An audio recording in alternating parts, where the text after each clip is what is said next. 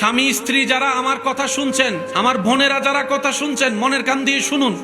আপনার স্বামী যা বকা দেয়, আপনার স্ত্রী যা করে, সবকিছুতে আপনার বউয়ের স্বামীর দোষ হয় না। তৃতীয় নম্বর, শয়তানও একটা গুতাগুতি করে। কেমন? অনেক সময় দেখবেন মনের মধ্যে গুতায়, দেখছস নি তোরা কিটা কইছে, দেখছস নি তোরা অপমান করছে, দেখছস নি, দেখছস নি, দেখছস নি। শয়তান শয়তান শয়তান, কথা বলেন ঠিক কিনা? যে শয়তানের ব্যাপার আল্লাহ বলেছিল আবা ওয়াস্তাকবারা ওয়া কানা মিনাল কাফিরিন। এবার শয়তান দুইজনের মাঝখানে কি লাগাই দেয়? ফেস লাগাইয়া সেই সরিয়া যায়। এবার দুইজনে এমন মারামারি করে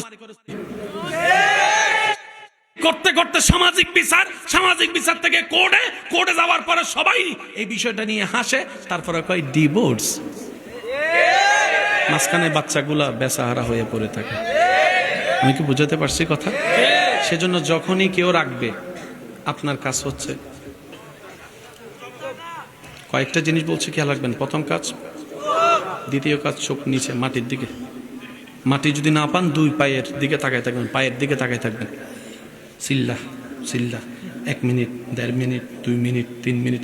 3 মিনিট চিল্লানোর পরে সে কইব কারে কই। এই দেখেন, কারণ আপনি তো হাত সরাই রাখছেন। ঝগড়াতে কি হয় বুঝছেন নি? আপনার কাজ হচ্ছে 1.5-2 মিনিট 3 মিনিট পরে হে কইব কারে লারি, হে তো লড়ে না, কারে গুতাই, হে তো লড়ে না, কারে জ্বালাই, হে তো জ্বলে না। 3 মিনিট পরে শয়তানে কইব আই এম সরি। শুধু 3টা মিনিট ঝগড়ার মধ্যে, রাগের মধ্যে একটু আল্লাহর ওয়াস্তে। সবচেয়ে বড় শক্তিশালী ব্যক্তিকে রাসূল বলছে যে নিজের রাগকে কন্ট্রোল করতে পারে, আমি মুস্তাফা বলে দিলাম সেই সবচেয়ে শক্তিশালী। আজকের এই দিনে মাইকের আওয়াজ যাচ্ছে, আমার কোনো ভাই বোন স্বামী স্ত্রী যদি ঝগড়া চলিত অবস্থায় থাকেন, কিংবা কয়েকদিন আগে ঝগড়া হয়েছে, এমন হয়, আমি আপনাদেরকে ভাই হিসেবে অনুরোধ করছি, আপনার স্বামীরও দোষ নাই, আপনার বউরও দোষ নাই। খামাকা তৃতীয় পক্ষের দোষের জন্য দুই দিকে ঘুমানোর দরকার কি? দুইজন আলাদা খাওয়ার দরকার কি? মিলা যান না। আপনারা এদিকে মিলবেন, ওইদিকে শয়তানের গায়ে আগুন ধরে যাবে। কথা বলেন ঠিক কিনা? আল্লাহ আমাদের সবাইকে একটু মিলমিশ করে থাকার তৌফিক দান করুক। আর একটু জোরে বলেন না আমিন। আল্লাহ কয় তোর মনটা আমারে। এবার বান্দা কি করলো? যখন মন দিতে চাচ্ছে কাকে? এবার সে মন দেওয়ার জন্য নামাজ পড়ে না, নামাজের আগে অজু বানায় না। এবার শয়তান কি করে দেখেন, মিললে আওয়াজ দিবেন, না মিললে আওয়াজ দেওয়ার দরকার নেই। অজু করতে যাইয়া নাকি দুইছি নাকি দুই নেই,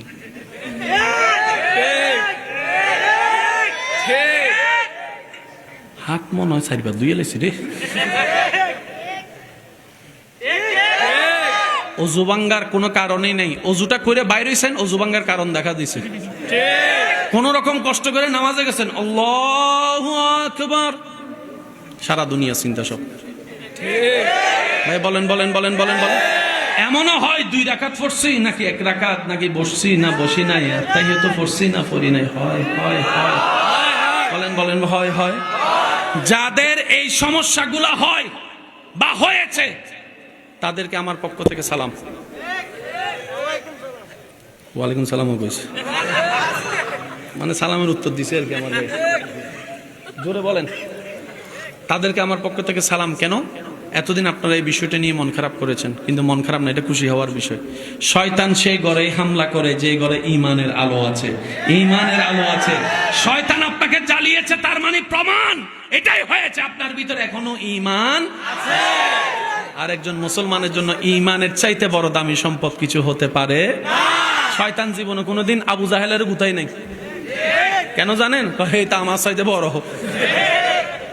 ভাই কথা বলেন না রে ভাই। কিন্তু অন্যদেরকে গুতাইছে। আবু জাহেলকে তার ঘরে ঈমান না, আমি যাই কিন্তু কি করো মনে কর। কিন্তু আপনাকে গুতায়, নামাজে গুতায়, অজুতে গুতায়, ভালো কাজে গুতায়।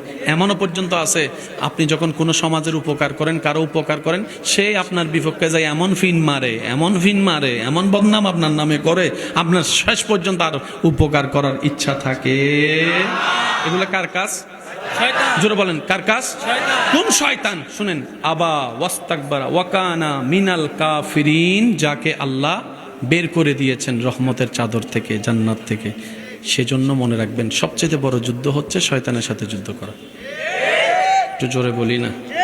শয়তানের সাথে যুদ্ধ করলে আপনার লাভ কি হবে? এক কথাই শুনেন, আমরা এখানে যারা আছি নিজের নাম জানি, বাবার নাম, দাদার নাম, দাদার বাবার নাম কয়জনে জানি? বেশিরভাগই জানে না দাদার বাবার নাম। আর যারা জানে তারাও কেমনে জানে হেটাও জানি, RSBS কবরটা কো। অথচ উনি না আসলে আপনার দাদা আসতো না, দাদা না আসলে বাবা আসতো না, বাবা না আসলে আপনি আসতো না। নিজের রক্তের মানুষ দাদার বাপ চিনেন না, জানেন না, নামও জানেন না।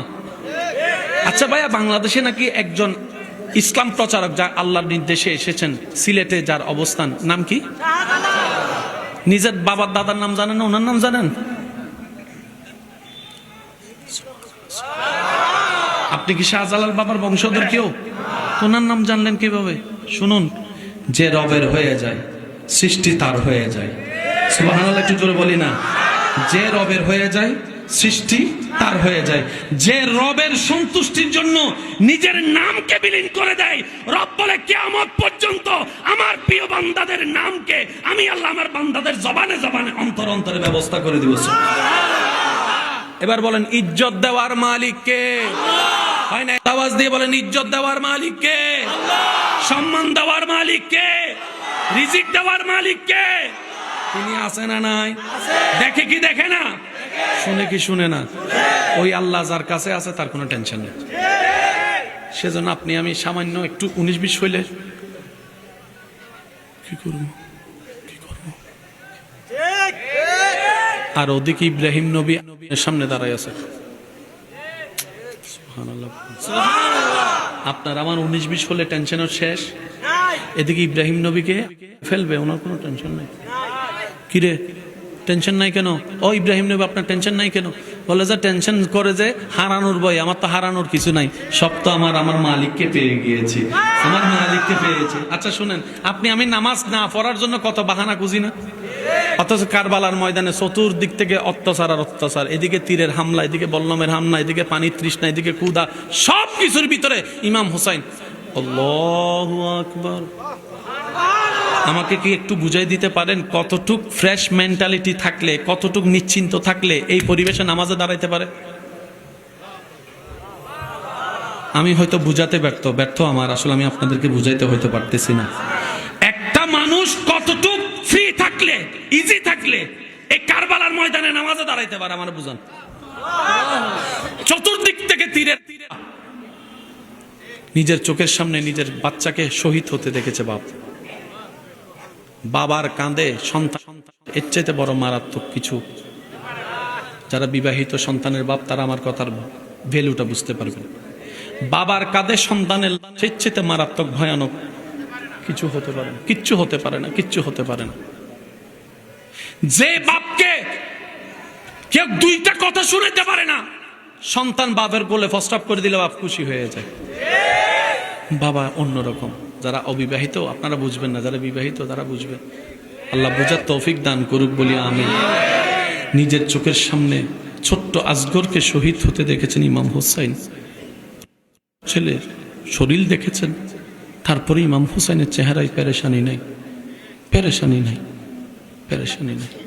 নিজের ভাতিজাকে শহীদ হতে দেখেছেন, পেরেশানি নাই। নিজের পরিবারকে লুণ্ঠন হতে দেখেছেন, পেরেশানি নাই।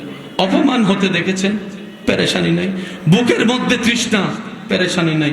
বুক পেটের মধ্যে ক্ষুধা, পেরেশানি নাই। হাজার কিছুকে পিছনে ফেলে ইমাম হুসাইন নামাজে। হয় না, হয় না? আরো জোরে জোরে জোরে। আজকে একটা কথা বলি, মনে রাখবেন, ইমাম হুসাইনকে যারা শহীদ করছে ওনার কি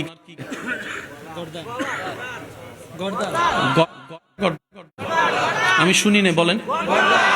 একটা মানুষের গেলে তার মাথা কোন দিকে থাকা দরকার? গর্দান থাকলে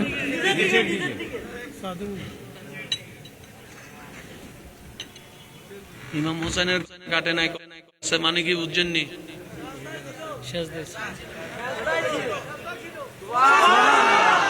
হয় নাই, হয় নাই, হয় নাই। আর একটু গর্জন দিয়ে বলেন না সুবহানাল্লাহ। কাটনেওয়ালা পারে না কাটে। ইমাম হোসেন বলে যে কাট, মৃত্যু তো একদিন হবে। আমি হোসাইন জগৎকে জানাই দিলাম, ও নবীর উম্মতেরা, মৃত্যু হোক আর যাই হোক, এমন ভাবে করো যেন আমার মতো সিজদা অবস্থায় রবের দরবারে কপাল মন সব ঝুঁকে থাকবে, জানটা বের হয়ে যাবে।